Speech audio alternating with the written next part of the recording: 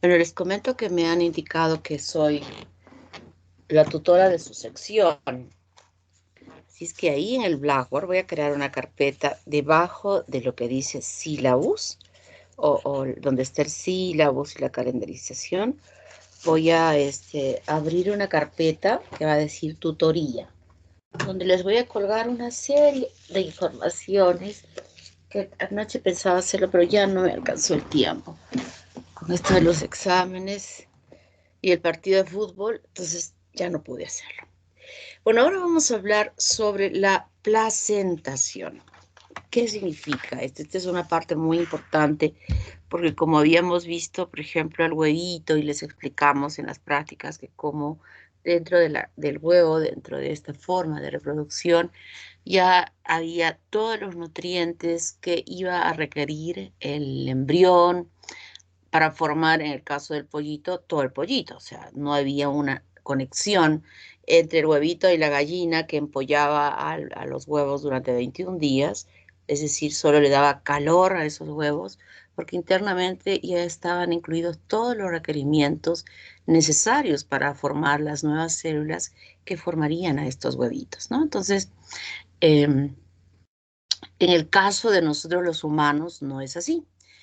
El embrión y el feto se desarrolla dentro del útero de la mamá y igualmente, como habíamos ya estado observando, las celulitas internas recubiertas por una serie de capas iban a luego ser nutridas a partir de todo lo que está rodeándolo, ¿no? Entonces, todo ese proceso que va a dar lugar luego a la formación específica de un órgano importante que es la placenta, que será el nexo de comunicación entre la madre y el feto, haciendo específicamente todo aquello que se ha formado en relación a ese embrión y el feto, más los recubrimientos, ser absolutamente independientes de la madre, simplemente conectados a través de esta placenta y por el cordón umbilical. Entonces, en la clase pasada había usado yo estas diapositivas para mostrarles cómo al ingresar el blastocisto dentro de la cavidad del útero, este se adhería al epitelio, ¿verdad? Y estas celulitas que recubrían externamente el blastocisto, denominadas trofoblasto, iban a diferenciarse en dos células, dos estirpes celulares, que son el citotrofoblasto y el sincicio. Y habíamos visto que este sincicio tiene una gran capacidad en relación a la producción de enzimas, además de otros compuestos que vamos a ver ahora, que tenían la capacidad de erosionar, de degradar, de destruir el epitelio de revestimiento de la mucosa del endometrio para permitir en una primera instancia la adherencia, es decir, que se pegue. Y luego que se pegó, ya empieza a penetrar en el espesor de esta capita de revestimiento que tiene el endometrio. Y luego el sincicio seguía avanzando más profundamente, permitiendo que el blastocisto se interiorizase en el espesor de este endometrio. Sigue penetrando el blastocisto rodeado de estas células que externamente se llaman sincicio-trofoblasto y estas que rodean ya de una forma más ordenada, denominada citotrofoblasto. Y en este avance del sincicio que yo en algún momento expliqué, dije, parece una malagua que se va metiendo, como emitiendo pseudópodos, miren, como emitiendo pseudópodos, unas extensiones que van creciendo y creciendo, formaban estas lagunas trofoblásticas a los cuales luego de erosionar las glándulas, sus secreciones iban siendo vertidas dentro de estas lagunas o, ya más en una forma de mayor evolución, la erosión de estos capilares que permitía el ingreso de esta sangre capilar proveniente de la madre dentro de estas lagunas, como podemos visualizar aquí. ¿Ven? Sincicio trofoblasto, las lagunas ya llenas de sangre, de una erosión de un capilar que se está abriendo a estos espacios. Y ustedes saben que en la circulación, en la microcirculación, viene una arteria, luego se va haciendo cada vez más delgada, hacer metarteriolas, arteriolas y luego capilares, ¿verdad? El capilar es un vasito de una sola capita de células planas donde se van a producir todos los procedimientos de intercambio que va a salir de la sangre a las células, a los tejidos y de los tejidos que ya han metabólicamente actuado penetrar dentro del capilar, ¿no? Pero es la presión de la sangre de la arteria que está viniendo la que empuja la sangre a nivel del capilar, va empujando para que luego pueda formarse las vénulas y las venas, etcétera, etcétera. Entonces, el mismo sistema sucede aquí. La presión va a empujar la sangre aquí con todos los nutrientes y el oxígeno, y de aquí va a pasar a estas células del sincicio trofoblasto, luego va a pasar a las del citotrofoblasto, y luego va, de esa manera va nutriendo a todas estas celulitas, específicamente estas que habíamos dicho que iban a dar lugar al embrioblasto, ¿no? Con las dos capitas. Entonces, esto es lo interesante y lo importante, que aquí es una sangre que va bañando las paredes del sincicio trofoblasto. Y lo que podemos ya ir observando aquí, que va a ser muy importante, que este citotrofoblasto va a ir formando como unos nodos. Miren, unos nodos que van penetrando dentro del sincicio trofoblasto. Fíjense cómo van formando estos nodos, estos noditos. Eso va a ser importante para que entendamos ahora lo que sucede después con la placentación. Entonces, toda la circunferencia, inicialmente el blastocisto, de lo que le vamos a llamar yo a todo esto, saco coriónico, todo este recubrimiento de células del sincicio trofoblasto que rodea el citotrofoblasto, le llamamos saco coriónico. Todo esto está rodeando completamente a toda la estructura que se va desarrollando. Al principio solo estuvo ubicada aquí, luego ahora vemos que está recubriendo completamente en toda la periferia. Y ese recubrimiento, este es el saco coriónico que les decía, y dentro de ella, este saco coriónico, se encuentran esas vellosidades coriónicas, que al principio justamente esas vellosidades coriónicas se van a dar por estos noditos de citotrofoblasto que están desarrollándose y que luego van a ir desarrollándose y creciendo cada vez más, siempre rodeadas de sincicio trofoblasto. Entonces, cuando yo muestro esta diapositiva, podemos ver esto, fíjense. Todo esto que vemos aquí son las vellosidades coriónicas y dentro de ella estamos asumiendo que existe citotrofoblasto rodeado de sincicio trofoblasto y está en toda la vueltita, en toda la circunferencia. Entonces, si nosotros sacásemos este saco coriónico de esta capa del endometrio, estaríamos viendo un saco coriónico con estas, como una pelotita de tenis con toda la frondosidad que existe superficialmente. Y cuando este blastocisto ha ingresado dentro de la mucosa del endometrio, todo lo que ustedes están viendo aquí de color amarillo es la mucosa del endometrio. Pero en el momento en que se produce ya la adherencia y finalmente la penetración de ese blastocisto dentro del espesor del endometrio, ya ese endometrio ya no se va a llamar más de endometrio, se va a llamar decidua. Entonces, la decidua es el endometrio de un útero grávido, es decir, de un útero donde se está desarrollando la gestación. Un segundito.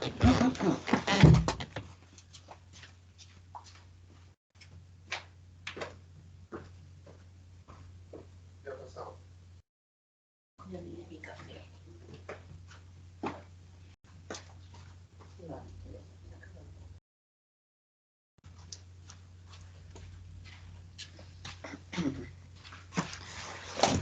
Lo que pasa es que me preparé una tacita de café y me olvidé en la ventana.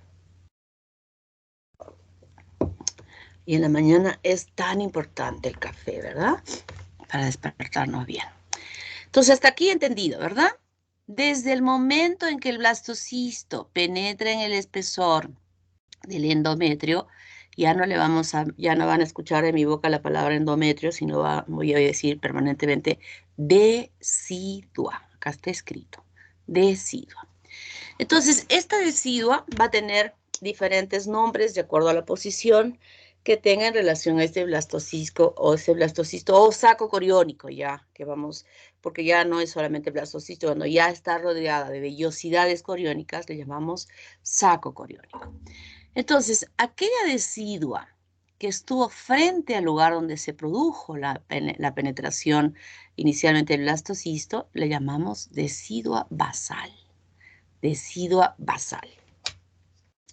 Aquella decidua que se encuentra en el otro extremo, pero en el lugar por donde se introdujo dentro de la mucosa, le llamamos decidua capsular. Esta de aquí, decidua capsular. Y esta decidua que está aquí, del otro lado, al frente de la cavidad, recuerdan lo que les dije, ello no se desarrolla en esta luz, sino se mete dentro. Esta decidua de aquí se llama decidua parietal. ¿Está claro? Entonces, decidua basal, decidua capsular y decidua parietal. Y entonces, ¿qué sucede? Hemos visto que el saco coriónico está rodeado completamente de vellosidades coriónicas, ¿verdad? En toda la circunferencia. Y también le llamamos, estas vellosidades coriónicas, le llamamos corium. Y llamamos corium velloso o frondoso cuando las vellosidades están súper desarrolladas, cubriendo toda la superficie del saco coriónico. Pero como el embrión y el saco mismo, por todo lo que contiene internamente, empieza a crecer, a desarrollarse, entonces este lado de las vellosidades que están frente a la decidua parietal, como que se van apretando, va presionándose, y toda esa frondosidad va a ir desapareciendo y se va a convertir, como ven ustedes aquí, miren todo lo de celeste era el saco coriónico, aquí ya no hay vellosidades. Pero en este extremo, donde inicialmente se produjo el ingreso del blastocisto, sí se van a seguir manteniendo las vellosidades y es más, van a desarrollarse enormemente. Entonces aquí le vamos a seguir llamando corium velloso o frondoso y a esta parte de aquí donde se apretó el corium le llamamos corium calvo o corium liso. O sea, aquello que era constituida por tanta frondosidad en este momento ya no, se va a convertir en una membrana. Se va a convertir en una membrana. Entonces, sigue desarrollándose las vellosidades, miren aquí, cada vez más grandes.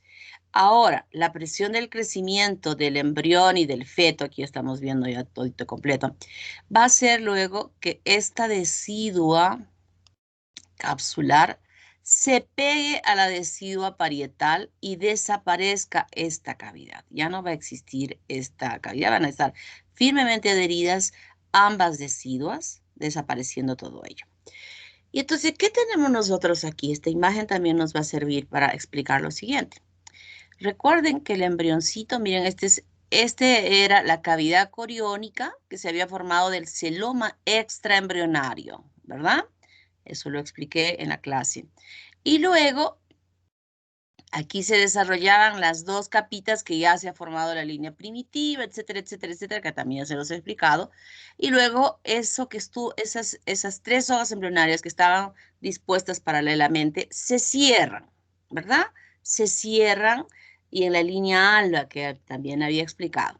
Y en ese cierre, esta cavidad que está aquí celestita, que es la cavidad amniótica, empieza a ampliarse. Miren cómo se agranda la cavidad amniótica ya con el desarrollo del embrioncito, culminación, desarrollo completo, que lo estamos viendo aquí perfectamente con toda su característica humana.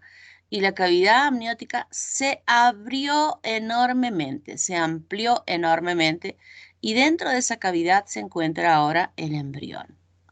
Este era el pedículo de fijación que les dije, fíjense, este sigue siendo el pedículo de fijación que tiene una conexión entre el embrión y el saco coriónico, que está aquí, está ubicado aquí el mesodermo extraembrionario y que les mencioné también que aquí iba a desarrollarse los vasos que iban a quedar dentro del cordón umbilical.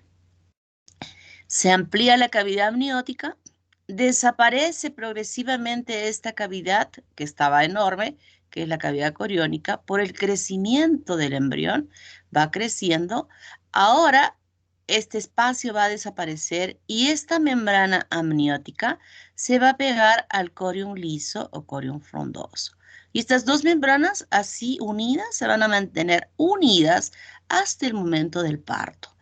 Cuando ya aquí, asumamos que creció aquí, que es el feto, ya es el momento del parto, cuando se produce la eliminación, se elimina toda esta parte que ha quedado como corium frondoso velloso, va a formar lo que va a ser la placenta y el bebé está alojado dentro de la cavidad amniótica y estas membranas van a envolver el resto de las paredes del útero que ha crecido.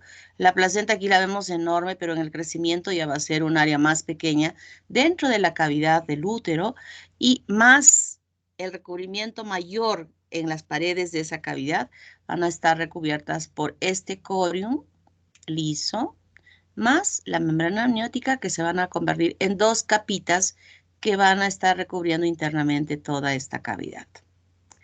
Entonces, en esta imagen podemos ver que aquí se mantiene el corium velloso frondoso y esta parte ya es la que está apretada aquí, que forma el corium liso o corium calvo, que también sus libros lo mencionan.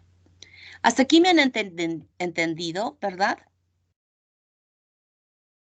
Niños. Sí, doctora. Perfecto, muy bien, así me gusta. Miren, este es el cuello del útero, ¿eh? Esta es la vagina, este es el cuello del útero. Entonces, esta membranita cuando crece va a recubrir perfectamente también aquí.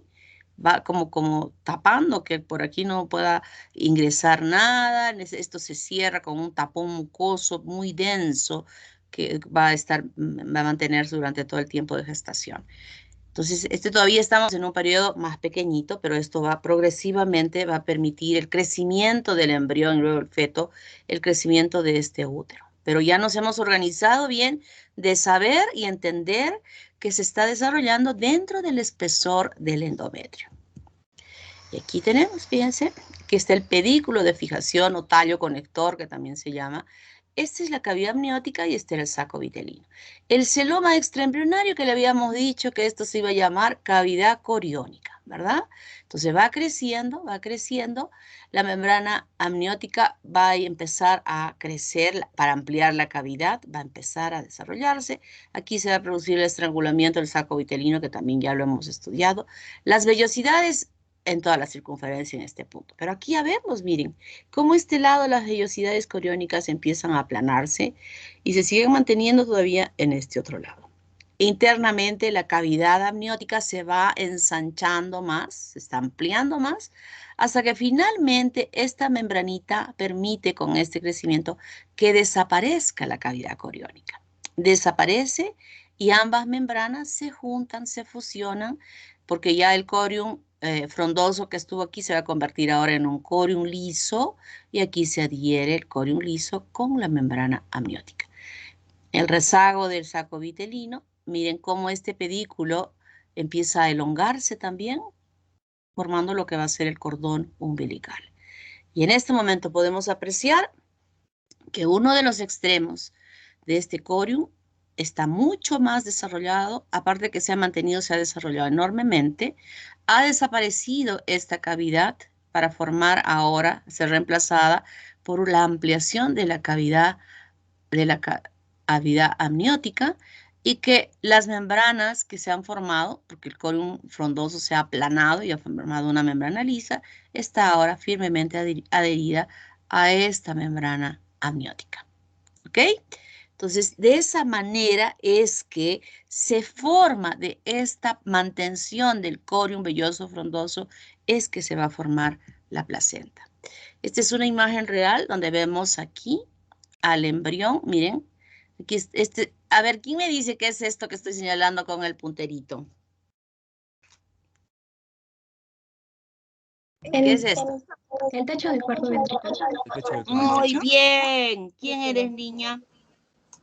Danaret, Portugal. Muy bien, Dana.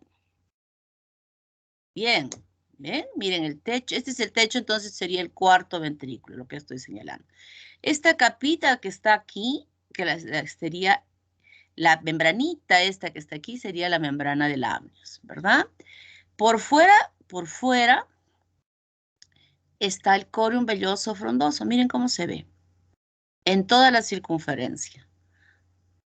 Este es el corium velloso frondoso. Algunas veces se producen abortos espontáneos, que de esos abortos espontáneos que las mujeres puedan sufrir en este estadio de desarrollo es que podemos obtener estas imágenes, ¿no? Algunas veces, porque ese se esconde dentro del coagulito que haya podido eliminar la señora y no se llega a percatar, pero a veces cuando las mismas señoras llevan a lo que han podido eliminar con el médico y de ahí es que se puede obtener estas imágenes. Entonces, en el desarrollo del embrión, desde la etapa de los somitas incluso, existen una serie de estadios que vamos a estudiar la próxima semana, que se llaman los estadios de Carnegie, así.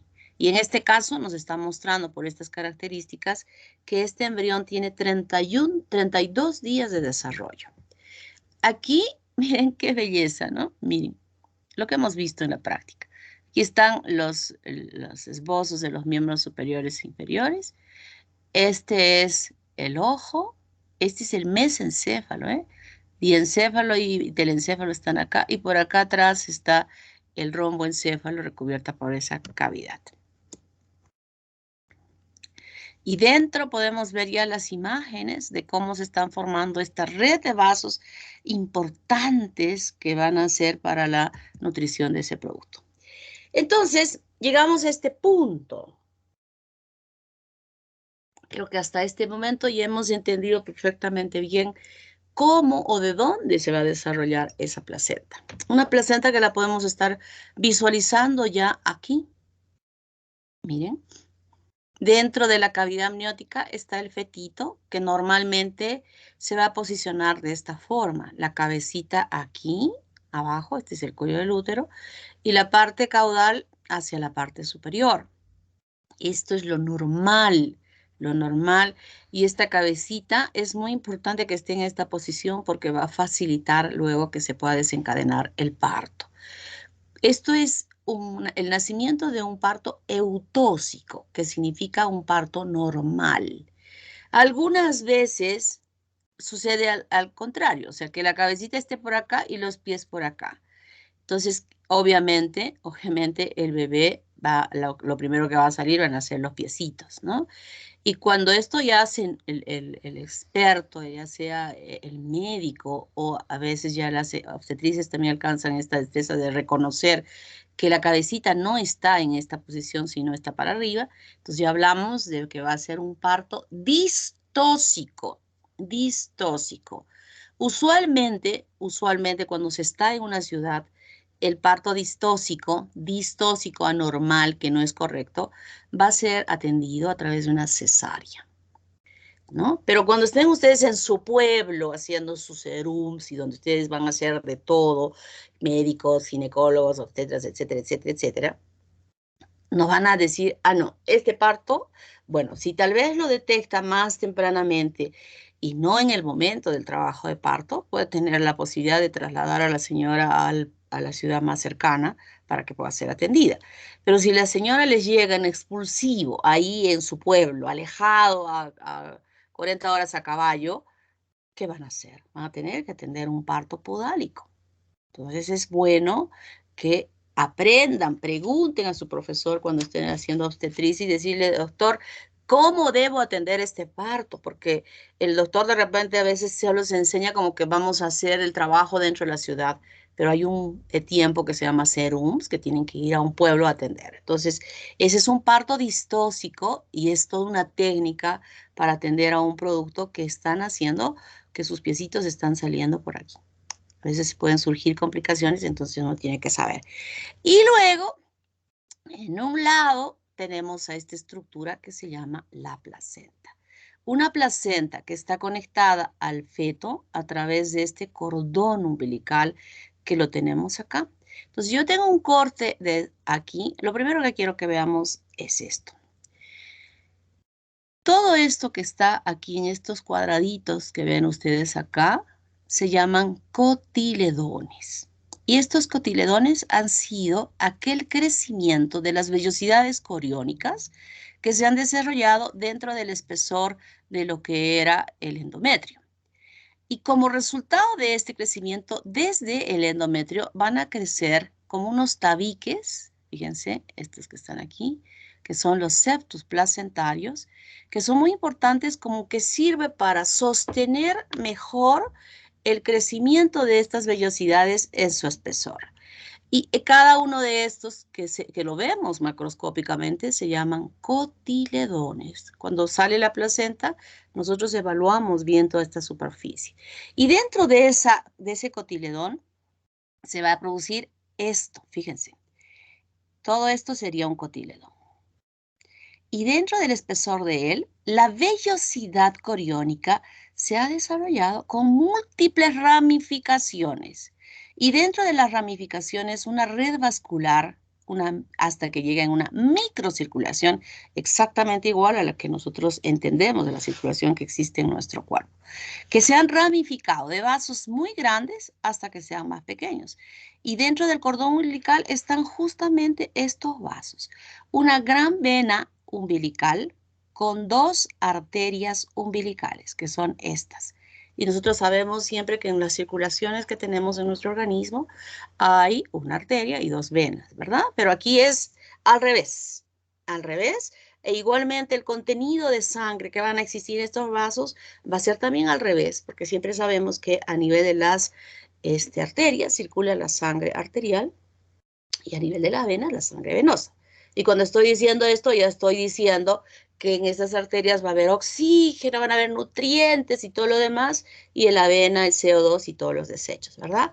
Pero aquí se invierte esa circulación. Y ahora lo vamos a entender por qué es que se invierte. Entonces, hasta acá quiero que entendamos que la formación de la placenta macroscópicamente va a estar formada por cotiledones, pero microscópicamente sabemos que dentro de cada uno de ellos ha crecido una vellosidad coriónica principal que luego se ha ramificado en ese espacio que ha estado revestido por sincicio trofoblasto, ¿verdad? Lo primero, lo más periférico, lo más externo de estas vellosidades ha sido el sincicio trofoblasto. Entonces, en este revestimiento externo está recubierta esta ramificación de estas vellosidades que las vemos aquí y que internamente se encuentran una circulación sanguínea que va a estar conectada a estos vasos importantes que están circulando en la cara fetal de la placenta. Esta es la cara fetal de la placenta y este será el lado de la cara materna de la placenta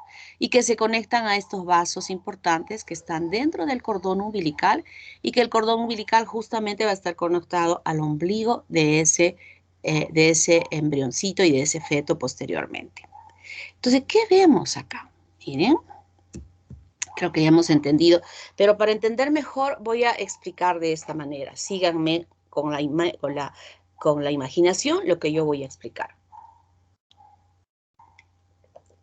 Vamos a tener un pocillo, esos grandes cuando hacemos ceviche para toda la familia, un pocillo bastante grande.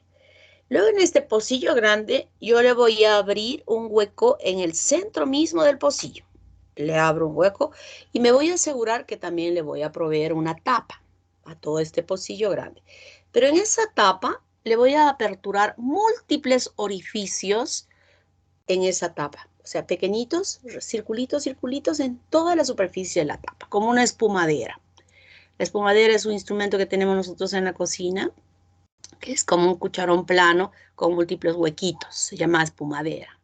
Quiero que vayan a ver ahora la cocina y pregunten a su mamá, mamá, ¿cuál es la espumadera? Bueno, las chicas yo sé que saben, pero los chicos de repente no. Entonces, así con esos orificios, toda la tapa está cubierta. Entonces, tengo mi pocillo y tengo mi tapa. Ahora, conocen el pino, ¿verdad? El pino es esta plantita que se tiene, que bueno, antes vendían en la calle pedazos de pino para Navidad, pero ahora ya los compramos hechos. Pero el pino es un árbol que no tiene hojas, ¿no? Sino las extensiones son como que estuvieran terminando en ramitas cada vez más finitas. Entonces me consigo un pino en bonsai y no sé cómo, pero voy a introducir ese pino por ese orificio grande que yo he aperturado en la base del pocillo. Y con todo sacrificio y esfuerzo, meto el pino dentro de este espacio del pocillo. Y luego cuando ya metí el tallo, el tronquito principal, se atraca ahí en el orificio que yo había hecho. Entonces extiendo dentro del pocillo, extiendo todo mis ramitas en todo lo que ocupe ese pocillo. Ahora ya lo tengo totalmente extendidas las ramitas allí dentro. Ahora lo tapo. Y entonces yo voy a traer una manguera roja. Vamos a hacer hipotéticamente que solamente van a ser dos, una roja y una azul. Y esa manguera roja especial tiene múltiples ramificaciones, rojitas y azules, o sea, vasitos de ese tronco principal. Y luego, miren lo que voy a decir. Está el orificio chiquitito de la espumadera y estas ramificaciones también tienen un huequito. Es un huequito. Entonces, cada ramificación de esta manguera voy a hacer encajar en cada huequito. O sea, estoy conectando las aperturas de estas mangueritas finitas de las ramificaciones en cada huequito de la tapa. Así, le meto ahí las rojas y las azules, las rojas, y a todos los huequitos están cubiertos por estas conexiones que yo le he hecho abiertas. Miren, recuerden que este es un pocillo vacío, la tapa está libre y estoy conectando cada huequito a cada ramificación, que ha venido como un 100 pies, que de un vaso importante se han ramificado cientos de ellos, igual del azul. Y entonces mi manguera roja está conectada a una llave de agua. Abro la llave de agua. ¿Y qué va a suceder? Que por las conexiones rojas van a entrar este líquido rojo, que era rojo, a este espacio. Y lo que va a hacer es bañar la superficie de todas las ramitas del pino que yo había metido. Y como yo estoy abriendo con 80 milímetros de mercurio de presión, luego va a empujar esa presión para que ahora ese líquido no se quede ahí. Obviamente, primero se ha llenado todo esto, ¿verdad? Se ha llenado, pero luego voy a empujar a que salga por los vasitos azules esa sangre. O sea, entra y sale, entra y sale, entra y sale. Y es así como esa sangre que está viniendo por esa manguera roja, que está viniendo de la madre, está bañando la superficie de todas las vellosidades, que ahora esas ramitas del pino son las vellosidades, las baña y luego se sale por el otro vasito, por los vasitos que estuvieron abiertos, que habíamos dicho mitad de apertura y de conexión a estos vasos. Y va empujando la sangre. La placenta es así. Y aquí está mi pocillo. Miren, este es mi pocillo. Hagan de cuenta que no hay ni esto, ni esto, ni esto. Está todo vacío. Y este es mi pocillo. Y esta es la tapa de mi pocillo con múltiples huequitos. Hay otro huequito, otro huequito, otro huequito. Son los huequitos que decía de la tapa. Y ahora he metido por aquí mi arbolito. Y al meter mi arbolito se ha empezado a abrir aquí en este espacio. Se ha abierto. Y entonces viene aquí mi vaso de la manguera roja, llena de líquido todo este espacio. ¿Y qué hace con esto? Bañar la superficie de las vellosidades. La baña. Y luego que ha bañado, ahora se sale por este otro huequito. Se sale por aquí y se sale por aquí. Entonces, lo que yo quiero decir con esto es que esta sangre que está aquí ingresando por estas aperturas, a llenar estos espacios, es la sangre ¿de quién? ¿De quién es esta sangre que está llenando esta? De la madre. De la madre. ¿Quién eres, niña? Camila Vargas, doctora. Muy bien, Camila. ¿La otra niña quién es? Lady Palomino.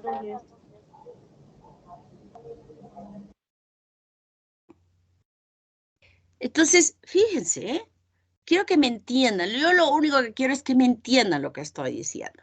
Que esta sangre que venía de las arterias espiraladas y que se ramifican, y que las células del sincicio trofoblasto las habían erosionado para que cayesen en esas lagunas que inicialmente les habíamos visto. Ahora estas lagunas se han formado como una sola laguna enorme que está llenándose de la sangre de la madre y que ingresa con una presión de 70 milímetros de mercurio, y que en esa presión, en la parte más baja, diríamos por la parte donde están proyectándose todas las vellosidades coriónicas, la presión es a 10, y cuando esta presión empuja a esta sangre va a salir con 4 milímetros de mercurio.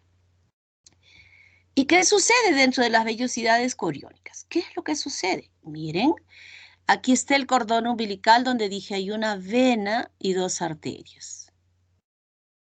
Por la vena está ingresando la sangre arterial. Por eso es que esta vena está pintada de rojo. Siempre hemos pintado las arterias de color rojo, ¿verdad? Pero aquí es al revés. Y estas 2 arterias las hemos pintado de color azul porque estas son las que están trayendo la sangre con todos los desechos. Y entonces esa circulación de sangre se va a hacer dentro de las vellosidades coriónicas. Aquí está la vellosidad. A ver, ¿quién me dice cuál será la capita más externa que tiene esta vellosidad? El ¿Cuál es la- sincicio. Sincicio, muy El bien. sincicio. ¿Quién eres? Pari Delgado, Victoria. ¿Paredes? Pari Delgado, Victoria. A Pari. A la delegada. ¿Sí? Sí, doctora. Victoria. Muy bien. Y cuando yo corto transversalmente toda la vellosidad coriónica, estoy pudiendo ver en su interior a estos vasos sanguíneos. Ahorita vamos a explicar esto más amplio, esta parte. Pero lo que quiero que nos ubiquemos ahora es en esto. Fíjense. Esta es la cara fetal de la placenta. ¿Cómo se llamará la capita de tejido que reviste este espacio?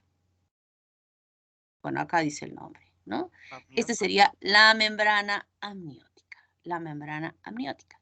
Por dentro de la membrana amniótica, para estos lados, no para acá, porque para aquí el corium frondoso ha quedado como esto, pero para aquí ha quedado como el corium liso. Aquí lo han pintado, miren, miren, aquí está. Pero no me parece correcta esta pintura aquí.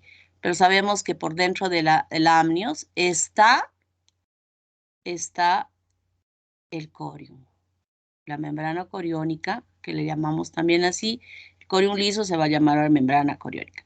Y inmediatamente por fuera está la decidua parietal, y pegada a ella la decidua capsular, y pegada a ella la decidua parietal. Aquí ya nos han puesto parietal, pero ya sabemos nosotros cómo es que se ha formado esa parte, ¿verdad?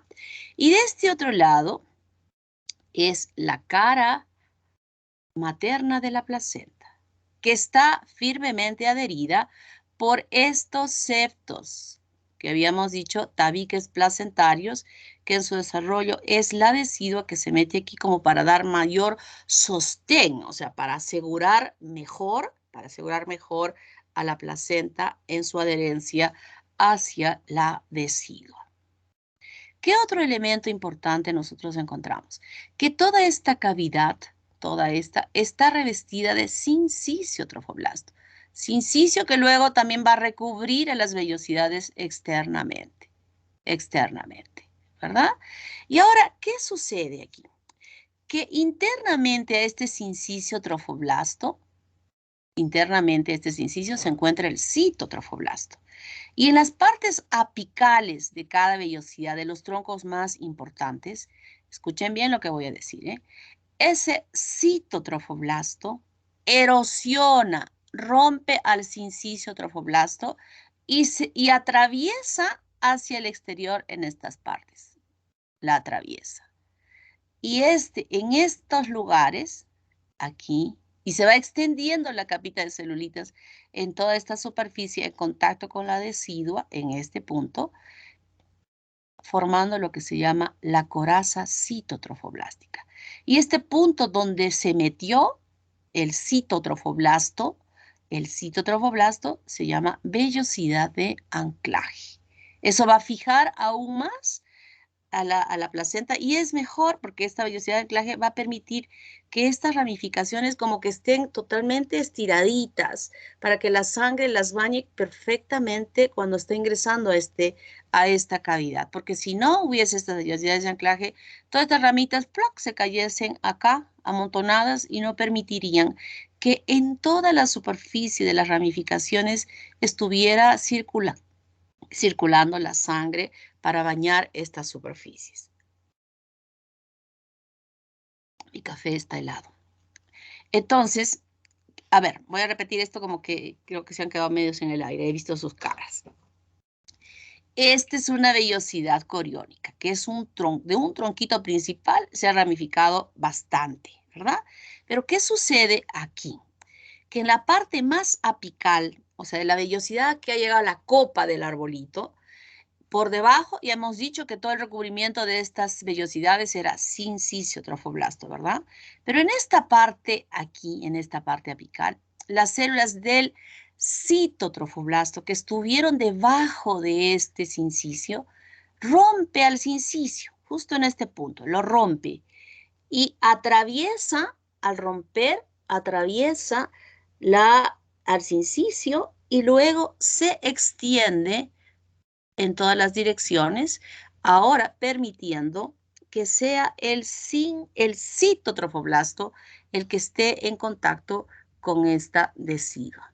Esto le llamamos coraza citotrofoblástica, algunos le llaman concha citotrofoblástica, todo este recubrimiento. Y en esa partecita donde se ha roto el sincisio, simplemente las celulitas se unen nuevamente, revistiendo ahora internamente toda la parte sincisio, le da la vueltita al sitio que hizo la perforación y sigue rodeando de sincisio toda esta parte de aquí. Ahora está el sincisio por dentro y el sitio por fuera. Esta parte de aquí se llama placa coriónica y esta de aquí arriba, concha citotrofoblástica o coraza citotrofoblástica. ¿Me entendieron, niños? Sí, doctora. Sí, Ya. doctora. Ya, eso es lo que quiero que me entiendan. Entonces, con esta imagen ya, que también se las he puesto yo en la práctica, ya no hay otra de discutir. Está así súper facilito. Miren, ustedes me van a decir, ¿eh? ¿Cómo se llama esta parte de aquí? Cito. Sí, pero ¿cuál Coraza es otro? citotrofoblástica. Coraza citotrofoblástica. ¿Ves? Coraza citotrofoblástica. Miren cómo aquí el cito penetró, perforó y se extiende, ¿no? De esta partecita. Y aquí el sincisio es lo que está por dentro, cubriendo todo esto, el sincisio. Vemos cómo se abre esa conexión, ¿de acuerdo? De la manguerita, está metiendo sangre en todo este espacio, nuestro pocillo de ceviche. Baña toda, miren, aquí podemos ver cómo entra y baña toda la superficie de las vellosidades. Las está bañando. Y luego que las ha bañado, ya esa sangre que está ingresando con oxígeno, con nutrientes, ahorita vamos a ver eso, van a ser capturados por estas vellosidades que las van a ingresar luego a la circulación fetal. Fíjense, las va a ingresar allí. Y luego en ese, no simplemente en el capilar, no solamente es que sale, sino recuerden que va habiendo este intercambio, va pasando por diferentes mecanismos ahora del otro lado hacia la luz de los vasitos, ¿no? Y va botando, y entonces todo lo que bote por aquí, ahora va a ir por las presiones que habíamos visto hacia estos vasitos que van a ser los vasos venosos, que están yendo a esta circulación de la madre, donde están habiendo arterias y venas espiraladas en este contexto.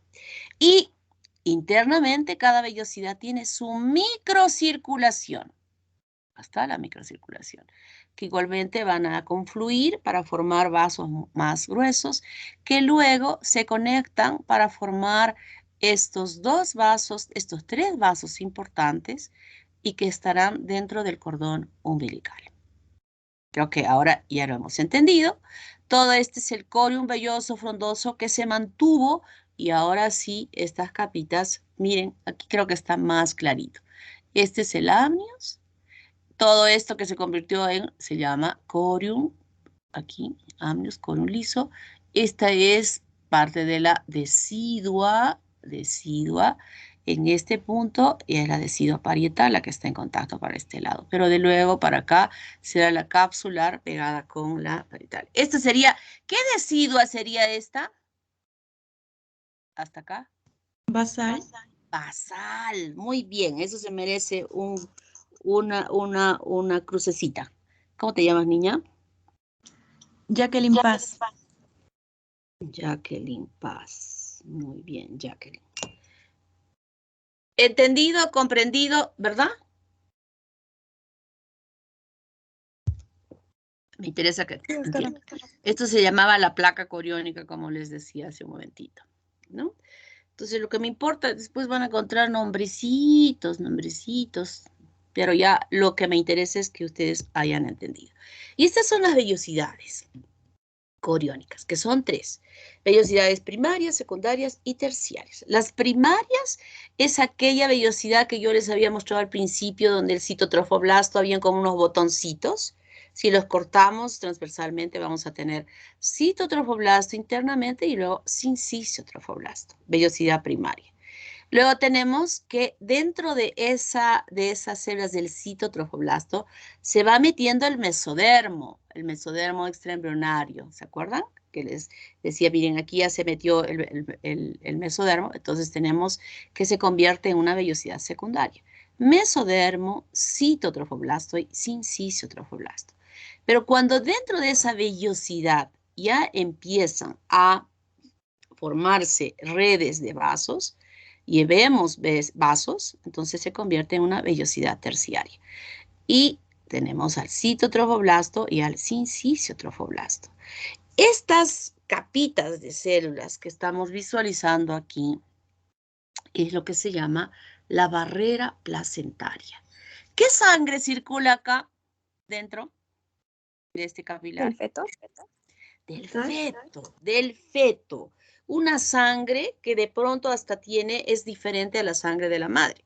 De repente este es O, RH positivo, y de la madre puede ser otro tipo. Este de repente es A y de la madre puede ser O. O sea, son sangres diferentes porque si se han dado cuenta, están circulando independientemente. La sangre de la madre va a estar circulando por acá, con todos los nutrientes, con hematíes, con todo lo que tiene. Entonces, para que de esta circulación de la madre pase a esta circulación, no están mezclándose las sangres, ojito, no están mezclándose las sangres. Van a pasar a través de estas capitas, van a pasar lo necesario para que este embrión o feto viva y también esté eliminando los desechos de su metabolismo como resultado de la multiplicación celular, ¿no? Entonces, esa es una vellosidad terciaria que hay ya vellosidad terciaria desde el primer trimestre, o sea, finalizando. Esto es pues al principio, cuando estábamos hablando de las dos hojas embrionarias, cuando ya se formó la tercera, o sea, esto es casi, diríamos, las 3 primeras semanas de desarrollo del embrión. Pero ya después ya empieza a formarse estos vasitos, que a lo largo de todo el desarrollo hasta el momento del nacimiento también va a cambiar. En esta etapa inicial, diríamos, miren dónde se ubican los vasos, aquí al medio. Entonces, la barrera placentaria va a ser el endotelio del capilar, la membrana basal del capilar, el mesodermo, el citotrofoblasto y el sinciciotrofoblasto. O sea, todo eso va a pasar. Luego, cuando el feto va creciendo, los requerimientos son mayores y cada vez más, ya desaparece el citotrofoblasto y los capilares se pegan al sincicio. Y la barrera va a estar formada por el endotelio del capilar, la membrana basal del capilar y el sinciciotrofoblasto. En las imágenes que van a tener ustedes en la práctica, esta semana no van a tener ninguna vellosidad que pueda mostrarnos al al citotrofoblasto. Todas ya son vellosidades que están formadas solamente por sincicio en el recubrimiento más externo que tiene la vellosidad. O sea que la vellosidad terciaria, que se caracteriza por la presencia ya de vasos, sin embargo, hay modificaciones en formar aquella barrera placentaria que en ese momento ya está más, diríamos, más adelgazada porque solo hay el endotelio del capilar, esta célula plana sentada en la membrana basal y luego el sincicio trofoblasto. Y entonces nosotros tenemos esto, fíjense. Todas estas son las vellosidades que están recubiertas por sincicio en la parte más externa, cito internamente y dentro estas ramificaciones de vasos más grandes hacer la microcirculación. Aquí sí, dentro de la vellosidad está la microcirculación, pero en una, diríamos, en una inversión de lo que circula dentro, ¿no? Ya lo hemos entendido. Que esta vena umbilical va a llevar, aquí está el feto, la sangre arterial. Y a través de estas dos arterias umbilicales va a llegar hacia estas vellosidades y ramificarse aquí la sangre venosa para que en estas vellosidades se produzca ese intercambio, ¿no? Entonces nosotros tenemos aquí lo que decía sincicio, cito y aquí los vasos. Esta es una vellosidad terciaria, diríamos, de estar culminando el primer trimestre de gestación, ¿no? Aquí está esta barrera placentaria, todo esto de aquí, que va desde el capilar. Pero ya en una vellosidad terciaria del final, lo que tenemos es simplemente el capilar que se acerca a la periferia de la vellosidad y que está rodeada solo de sincicio trofoblasto. Esta es la barrera placentaria. ¿Y cuáles son las funciones de la placenta? Sumamente importantes. Ese órgano es el que va a asumir todo el funcionamiento de los diferentes órganos que tiene nuestro cuerpo. Toditos. Empezando desde nuestros pulmones con la función respiratoria. Ese intercambio de CO2 y oxígeno que se va a dar a nivel de estas vellosidades con la sangre que está llegando a nuestro pocillo. Entonces, habrá este intercambio, pasaje de oxígeno de la madre al feto y del feto hacia la madre, ¿no? Para que la pueda eliminar. Nutritiva es la parte digestiva. Ese no es como el huevo que tenía todos los requerimientos no, es simplemente que todo lo que va a necesitar de lo que necesita un cuerpo para vivirse. Aminoácidos, glucosa, lípidos, vitaminas, minerales, o sea, todo lo que nosotros necesitamos para vivir lo va a pasar a través de la placenta, o sea, ese pasaje selectivo a través de diferentes formas. Excretoria, riñón, función de riñón, de eliminar, ya en la función renal, es eliminar todos los productos metabólicos de urea, creatinina, ácido úrico hacia la circulación de la madre para que ésta a su vez la elimine como que fuese propia, ¿no? Entonces, todo eso va a suceder allí. Protectora, me voy a saltar aquí, protectora. Allí en la placenta, en cada vellosidad coriónica, existen unas células que se llaman de Hofbauer, con H, Hofbauer, que se las vamos a enseñar en la práctica, que son macrófagos especializados para poder eliminar cualquier microorganismo, virus, bacterias que puedan penetrar. Pero lamentablemente no es absoluta, ¿no? Lamentablemente no es absoluta, pero cumple ese rol, por eso se llama barrera placentaria.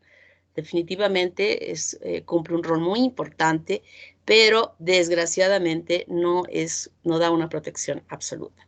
Metabólica, porque ahí en esta placenta se encuentran depósitos de nutrientes, como por ejemplo de glucógeno.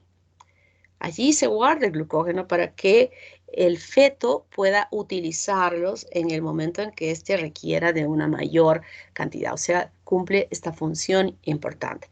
Endocrina. Y endocrina desde el principio. desde ni siquiera que se haya formado como placenta, sino desde la formación ya de ese trofoblasto, ya empieza a producirse esta hormona, la gonadotrofina coriónica fracción beta, que puede ser detectada en la sangre para indicar de que está habiendo la gestación. O sea, definitivamente quien la va a detectar así perfectamente bien en concentraciones tan pequeñitas que ni siquiera las podemos, no se pueden dosar, es la hipófisis. Con la detección de esta hormona producida por estas células del sinciso trofoblasto, es que esta hipófisis va a seguir manteniendo sostenidamente la producción de FSH y LH. Pues ya he dicho, ¿cuándo se produce la menstruación? Cuando no se detecta esta hormona y entonces caen todas las hormonas y se produce la isquemia a nivel del endometrio para que se produzca la menstruación. Pero en el caso que sí ha habido fecundación, que sí ha habido la unión de esas dos celulitas, ya a pesar de que está avanzando, miren, está avanzando dentro del útero. En la primera hay dosificaciones cuando ya se ha formado ese blastocisto eclosionado, ya se puede eliminar estas hormonas que pueden ser detectadas. O sea, la técnica de laboratorio cada vez es más sofisticada y más precisa, que incluso se puede detectar que una mujer está gestando a la semana de haberse producido la fecundación. Fíjense lo que estoy diciendo. Y quien hace eso es justamente el sinciso trofoblasto. Hay otras pruebas que se pueden dosar apenas, o sea, hoy me tenía que menstruar, no menstrué, me hago la prueba y ya.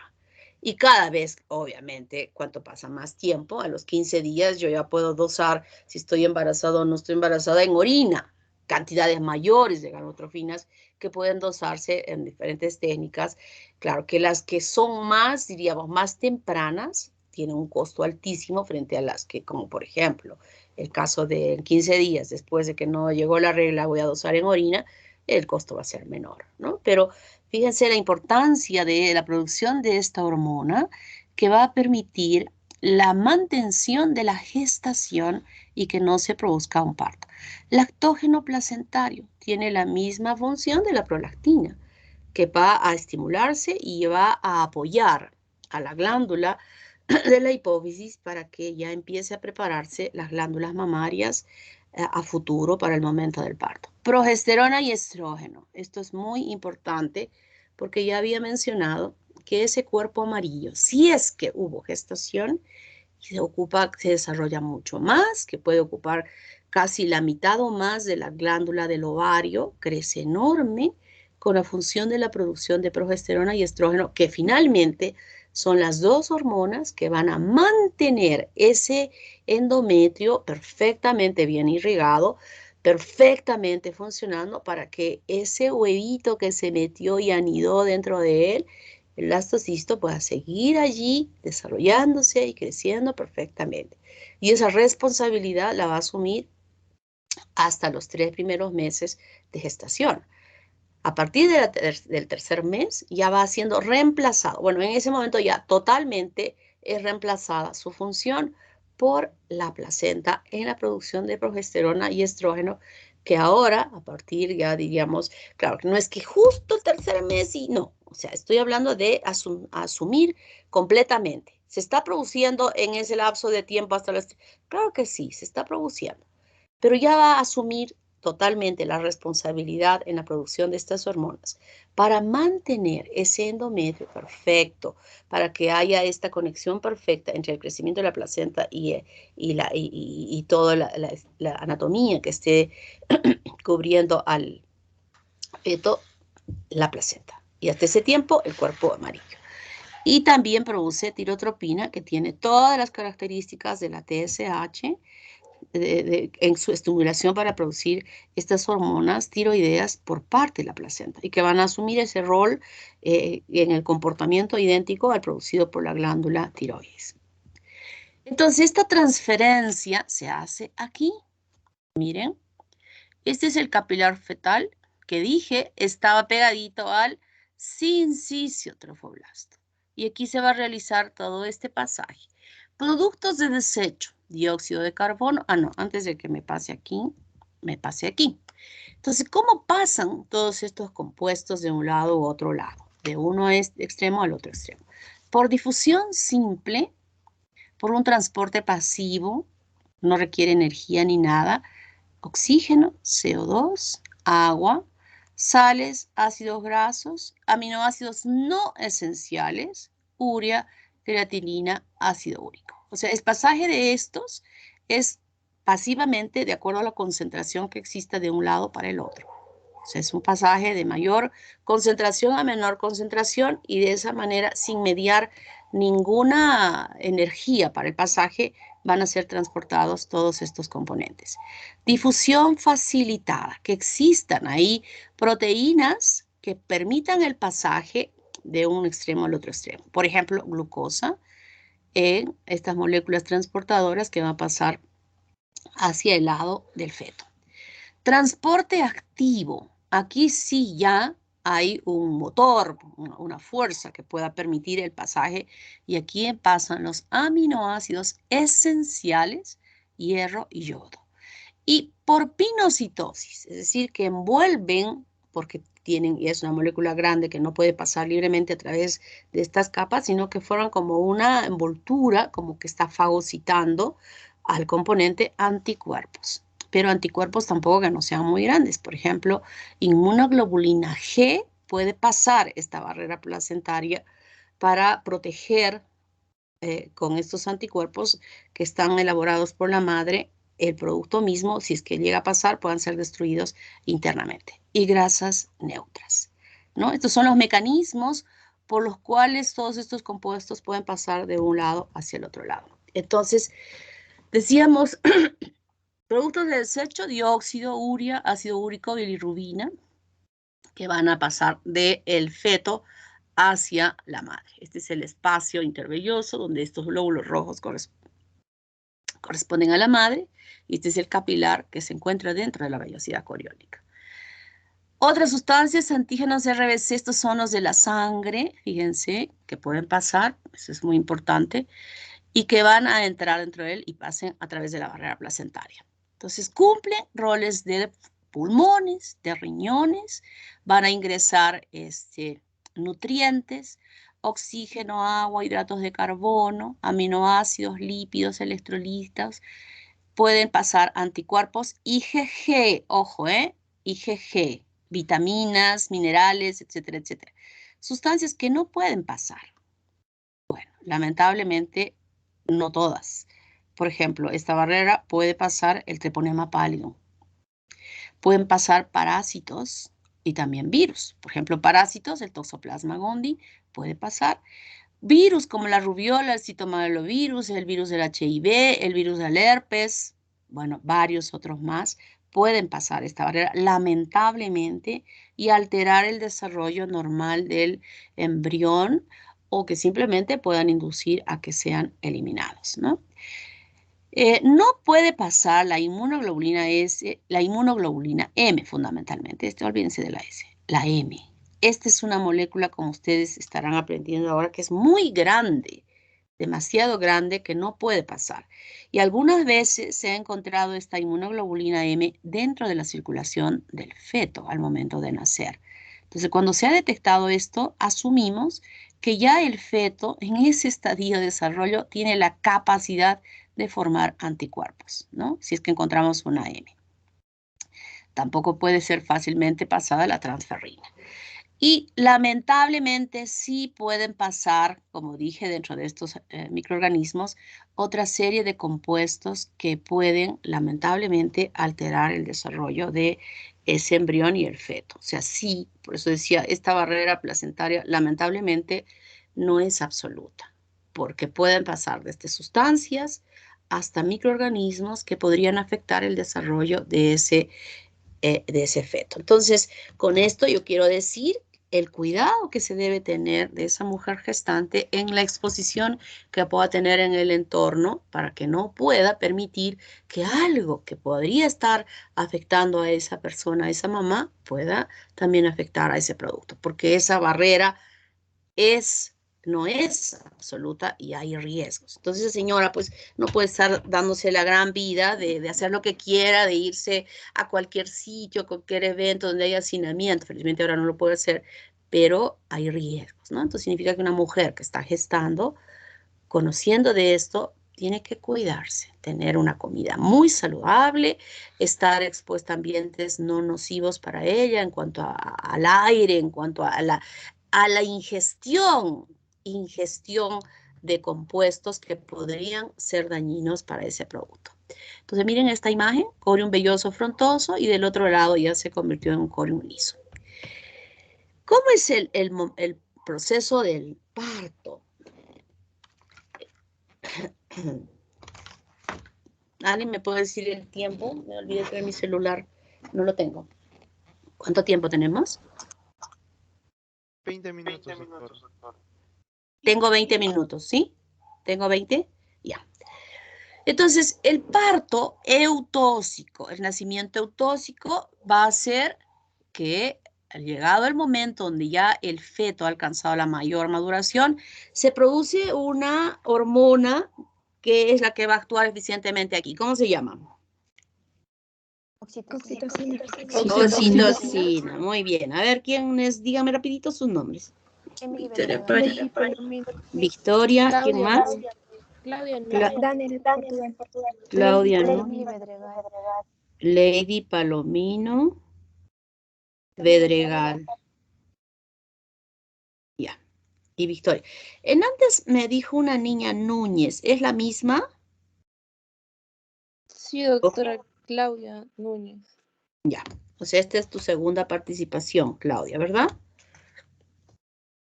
¿Sí? Sí, doctora. Ya, muy bien. Entonces, en el punto así clave, hay un disparo para que se empiece a producir esta hormona de la oxitocina. Y lo que va a hacer es empezar a permitir la contracción de la musculatura del útero. Empieza a contraerse. Y esa contracción va a disminuir el espacio donde normalmente está el feto, ¿no? O sea, va como diciendo, oye, tienes que salir porque este espacio. Esas contracciones van a procurar cambios a nivel del cuello del útero, que se llama borramiento y dilatación, que estuvieron duros, que estuvieron gruesos, se va adelgazando el cuello del útero, eso se llama borramiento, y luego se abre la luz de ese cuellito que se llama dilatación. Entonces, las contracciones en este proceso, miren dónde está la cabecita, como dije normalmente. Va empujando, empujando, empujando, empujando, pues disminuyendo este espacio donde se está contrayendo el útero y permitiendo que se aperture, hasta que llega el momento del parto. Aquí, ojito, lo digo desde ya y para todos. Para todos. Este cuello, la pelvis, que es una pelvis ginecoide, vayan a leer qué significa pelvis ginecoide, se va a llegar hasta la parte de la parte donde están los labios mayores menores, y en ese momento ustedes saben que todo esto es el diafragma pelviano. Si nosotros permitimos que esta cabeza salga libremente, vamos a romper la musculatura de la pelvis genital. Y lo que se tiene que hacer aquí es cortar, hacer una episiotomía para no dañar ese músculo y de repente también que no vaya a haber que se rompa la piel y la membrana mucosa de la vagina, que puede romperse también. Entonces se abre el camino para que fácilmente salga la cabecita, luego un hombro, luego el otro hombro, ¿no? Aquí va saliendo, miren cómo sale su cabecita, primero, luego el hombro, y luego que el hombro, la placenta está pegada aquí, se sigue contrayendo y se va despegando la placenta de la decidua y luego también va a ser eliminada al exterior. Esta eliminación de la placenta se llama alumbramiento. A veces suelo escuchar que alumbramiento se refieren a todo el proceso del parto. No, el alumbramiento es una parte del parto que incluye la salida del feto y también incluye la salida de ello. Vamos a tener un videíto en la práctica y que obviamente sus profesores de práctica van a ampliar la explicación. Esta es la placenta en su cara materna, donde podemos observar a los cotiledones. Y aquí en estos espacios está metido estos tabiques, estos septos, que van a permitir una mejor fijación de la placenta. Y aquí en el centro de cada una de ellas encontraremos a las vellosidades de anclaje por dentro. Entonces yo pregunto, ¿cuál será la capita que está revistiendo toda esta superficie luego que ha sido expulsada la placenta? ¿Qué capita de celulitas estarán acá? Niños, ¿cómo se llama la capita de celulitas que está cubriendo la superficie de esta placenta en su cara materna? Coraza citotrofoblástica. Muy bien. ¿Quién eres, niña? Camila Vargas, doctora. Camila, muy bien. Ahí está. Y sabe que esta capita de citotrofoblasto, cuando nace, lo vamos a ver totalmente brillante. Tenemos que revisar que esté brillante todo esto, porque si es que no está brillante, significa que una parte de ella se ha quedado pegada a la decidua. Y eso no puede ser porque eso puede condicionar a futuro hemorragias e infecciones graves. Ahora, en el seminario de la próxima semana vamos a hablar sobre las formas de implantación anormales que cada profesor en su práctica ya se los van a mencionar. Este sería, aquí están pegaditas las dos membranas, la membrana amniótica y la membrana coriónica, y este es el cordón umbilical. Eso lo vamos a explicar más ampliamente en sus prácticas. Ahora vamos a ver esta parte que es importante, que se llaman los embarazos gemelares. Así, vamos a hablar con propiedad a partir de hoy día en adelante. Ya no vamos a hablar de mellizos. Esa palabra, por ejemplo, no la conocemos en nuestra terminología médica. ¿Ok? Entonces, hablamos de embarazos gemelares, que pueden ser monocigóticos o disigóticos. Monocigóticos es cuando se ha fecundado un huevo, un solo cigoto, y a partir de este huevo se han formado las dos blastómeras, y luego dentro de esta limitación de la zona pelúcida, se han ido cada una de ellas hacia un lado y hacia otro lado, y a partir de estas dos, una celulita acá y otra celulita aquí, empiezan a multiplicarse. Multiplicarse, multiplicarse, multiplicarse, igual aquí. Multiplicarse, multiplicarse, multiplicarse, multiplicarse, sobre todo en relación a los componentes internos que sería el embrioblasto. Y como tal, viene aquí cubierta por una sola capa de células del trofoblasto y se implantan aquí en la mucosa del endometrio. Y empiezan a crecer con una sola placenta, cada una con una membrana amniótica, fíjense, y aquí con una capa coriónica que envuelve a ambas. Puede ser, aquí hay una gran variedad, y eso lo voy a explicar en la siguiente lámina. Lo que me interesa que entiendan de esto es que cuando hablamos de monocigótico, es que ha habido solo la fecundación de un ovocito por un espermatozoide y que en las divisiones siguientes se han separado. Pero genéticamente los dos son igualitos. Entonces, con esta explicación podemos ver que hay diferentes formas que se pueden dar. Primero, un solo huevo y un solo espermatozoide. Y a partir de él, miren lo que puede suceder. Que las dos celulitas se individualicen completamente. Y den lugar a la formación de dos blastocistos totalmente independientes. Y totalmente independientes se implanten dentro del endometrio y que den como resultado dos productos totalmente independientes con su placenta y sus membranas corioamnióticas independientes, que han nacido de esta sola célula. Otra forma que se puede dar es que, lo que la diapositiva anterior les había mencionado, que se separen, pero están con un solo recubrimiento de células trofoblásticas. Pero dentro están estos dos embrioblastos que van a formar, miren, sus dos hojitas embrionarias, aquí sus dos capitas embrionarias, ¿ven? Y que luego, independientemente, puedan tener su solo saco coriónico, su sola cavidad amniótica, independiente, pero dentro de un solo saco coriónico. Tienen cada una en su bolsa amniótica, pero en un solo saco coriónico y con una sola placenta. Y esta otra, que fíjense, se han separado con una sola cavidad amniótica. Aquí hay un embrioblasto y aquí hay otro embrioblasto con sus dos capitas, y que a partir de ellas se separan aquí y estas van a dar lugar a la formación de un fetito y este de aquí de otro fetito.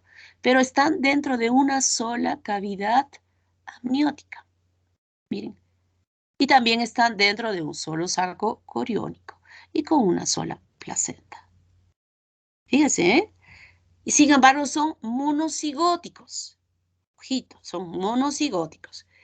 Pero yo les pregunto, ¿el sexo de estos dos es el mismo o puede ser diferente? ¿El mismo? Es el mismo. Sería el mismo porque tiene un material genético. Exactamente, porque están viniendo de uno solo, de uno que trajo el gen, el cromosoma X o el cromosoma Y, ¿verdad? Entonces tienen un mismo sexo, aunque hayan nacido. Miren esto, tan interesante. Es monocigótico, pero puede suceder que nazcan así. Entonces, el momento de nacer, cuando nacen, el médico está atendiendo este parto, no puede saber si es que esta gestación es de un embarazo gemelar monocigótico o disigótico. No puede. Es imposible. Aquí puede dudar. Aquí sí es si él ve que solo hay una bolsa, una sola bolsa, entonces definitivamente él va a decir, este es un embarazo gemelar monocigótico, cuando ha atendido este parto. Aquí no. Y aquí tampoco, porque esto también se puede dar en un embarazo disigótico. Y es disigótico, embarazo gemelar disigótico, cuando dos ovocitos son fecundados por dos espermatozoides diferentes. O sea, esa de que habíamos visto en la fase de la fecundación, esa fase de evitar la poliespermia, como que aquí no actúa eficientemente. Bueno, en realidad no, estoy hablando mal. O sea, simplemente hubieron dos ovocitos que fueron expulsados del ovario y que fueron fecundados independientemente por dos espermatozoides diferentes. Fíjense, puede ser incluso que un ovario haya ovulado un ovocito y en el otro también. O que en un solo ovario hayan habido dos folículos de Graf que eclosionaron en ese tiempo de gestación. ¿Ok? No sé qué estaba hablando. Entonces aquí es muy claro. Son dos ovocitos que han sido ovulados independientemente y que han sido fecundados independiente por dos espermatozoides diferentes. Entonces han hecho todo su circuito a través de la trompa y vienen y se implantan separaditos, ¿no? Cada uno con su placenta. Pero puede, miren, como en este caso, fusionarse. En el momento de la implantación se fusiona. Y pueden formar incluso una sola placenta. Y son disigóticos. Y aquí tenemos más clarito. Puede ser, fíjense, son dos independientes que se implantan independientemente. ¿Qué diferencia puede haber de este embarazo gemelar disigótico con el monocigótico que habíamos visto anteriormente? Ninguna, ¿verdad? ¿O habrá alguna diferencia? ¿Qué puede Son ser genéticamente la distintos. cavidad amniótica? ¿Perdón? Son dos espermatozoides distintos. La cavidad amniótica. No. ¿Qué puede ser de diferente sexo? Exacto. ¿Cómo te llamas, niña? María Fernanda Castro, doctora. Muy bien, María Fernanda. Que pueden ser de diferentes sexos, como también pueden ser del mismo sexo, ¿verdad? Porque podría ser que este lleve el sexo femenino y este también lleve el sexo femenino. Pero definitivamente, si nacen de diferente sexo al momento de nacimiento, no vamos a pensar que sea un embarazo monocigótico desde un principio. Puede ser, miren, como vienen aquí, se juntan en la implantación y se pierde esta membrana coriónica y solo están limitados por amnios. Fíjense, una sola placenta, pero están por eso decía, en el otro caso hay duda. Lo que sí nunca va a haber en un embarazo disigótico es que dos fetos estén en una sola cavidad amniótica. Eso sí es definitivo. ¿Ok? Entonces, estos son los embarazos gemelares. Ya olvídense de mellizo, eso yo lo sé, yo lo he escuchado. Yo en algún momento de mi vida habré dicho lo mismo antes de que aprendiese, de decir que los mellizos son dos espermatozoides diferentes en dos óvulos y gemelos es cuando son de un mismo. No, esa palabra mellizo desterrado de su lenguaje y hablamos de gemelos monocigóticos y de gemelos disigóticos, ¿no? Entonces aquí los tenemos, como están en sus bolsitas al momento de nacer. A veces nace uno más antes que el otro. Los tamaños son pequeños, nunca llegan a desarrollarse muy bien. A veces uno un poco más que el otro, pero generalmente no tienen el peso que normalmente podría tener un solo producto, ¿no? Porque si no, imagínense cuando estos embarazos gemelares no solamente aquí estoy mostrando de dos, pueden ser ya sea monocigóticos o disigóticos, pueden haber, pues ya no tri, cuatri, quinti y no sé cuántos, que pudiera ser que hay algunas, y eso generalmente lo vemos no con mucha frecuencia, no es raro en la televisión, nos dicen, ha habido nacimiento de trillizos, como algo excepcional, a veces es más, ha habido casos hasta de una señora, creo que tuvo más de 12 hijos en un solo parto.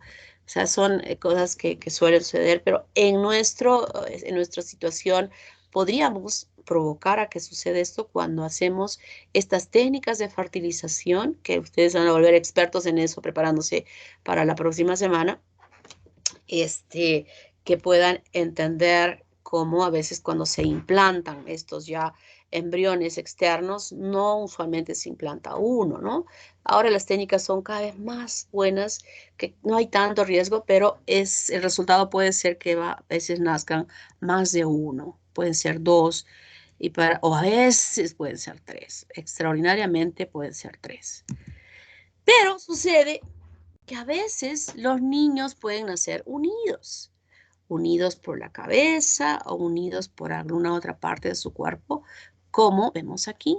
Unidos por la cabeza llamamos cefalópagos, como este, por ejemplo, cefalópagos, o pueden estar unidos por el pecho, por el tórax, toracópagos, o por el abdomen, onfalópagos, o por la parte posterior, raquípagos, ¿no? O también pueden no necesariamente estar así, sino de lado a lado, ¿no?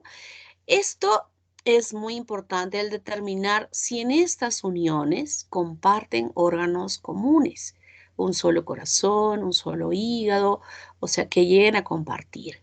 Y entonces lo usual es que se llegue a separar, ¿no? Lo que se trata es de separar, que hace poquito creo que hay al nacimiento de un niño así en el Hospital Goyeneche, pero la unión era aquí de lados, en la parte de la pelvis, donde no había ningún compromiso de ningún órgano. O sea que la separación, no estoy enterada si ya lo han hecho o lo van a hacer, pero va a ser sencilla. No hay no comparte ningún órgano, ni siquiera ni intestino, ni nada. Simplemente es una parte, digamos, de tejidos blandos externos que están unidas en esta parte.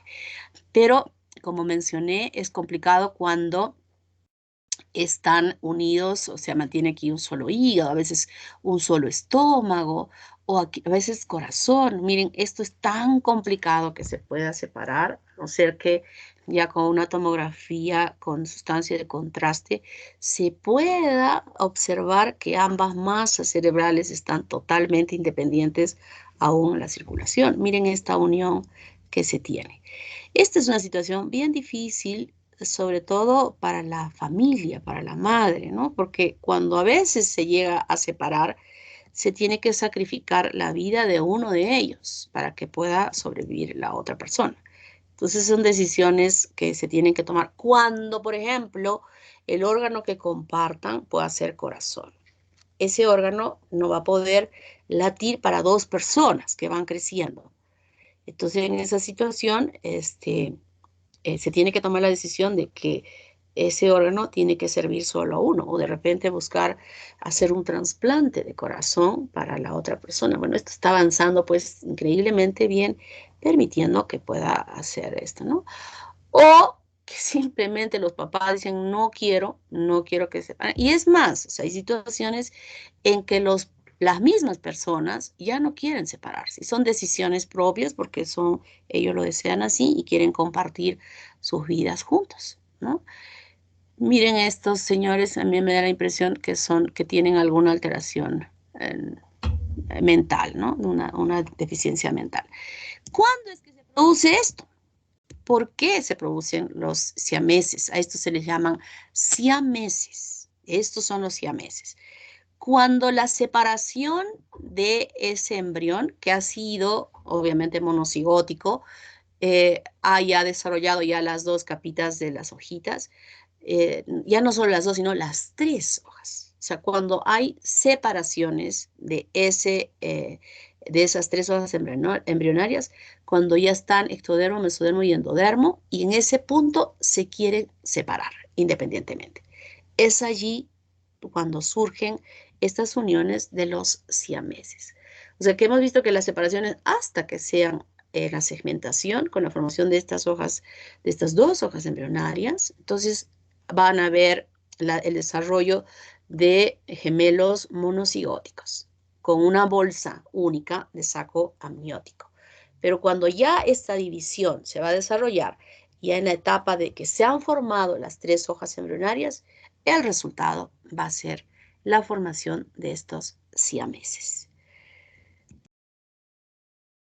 Muy bien, ¿alguna pregunta que me quieran hacer en cuanto me pasé? A ver. Uy, me Doctor, una pasé. pregunta. Respecto a los embarazos gemelares, ¿pueden ocurrir por causas naturales y no por los estímulos hormonales que se hacen con los embarazos artificiales, entre comillas? Los embarazos gemelares monocigóticos, disigóticos, O sea, puede, tanto sean monocigóticos, cigóticos o bisigóticos, ¿pueden pasar en manera natural? pueden pasar. Genéticamente puede suceder cuando a veces sin mediar, por ejemplo, que haya habido la necesidad de hacer un tratamiento de fertilización en una pareja y que luego se haya tenido que introducir en el útero de esa mujer tres blastocistos, asumiendo que de esos tres que se han implantado, uno siquiera desarrolle, ¿no? Ese es el objetivo, que los otros, a veces suele suceder que de estos tres, ni siquiera ninguno llega a desarrollarse. Entonces, para asegurarse, el especialista puede introducir hasta tres blastocistos y de esos, usualmente, uno llega a desarrollarse y los otros dos ya no. Pero si es que tienen pues una suerte increíble, que de esos tres que se pusieron, los tres desarrollaron. Entonces va a tener trillizos. Pero en personas que no tienen ningún problema de fertilidad y genéticamente hay en sus familias esta posibilidad, se dan normalmente.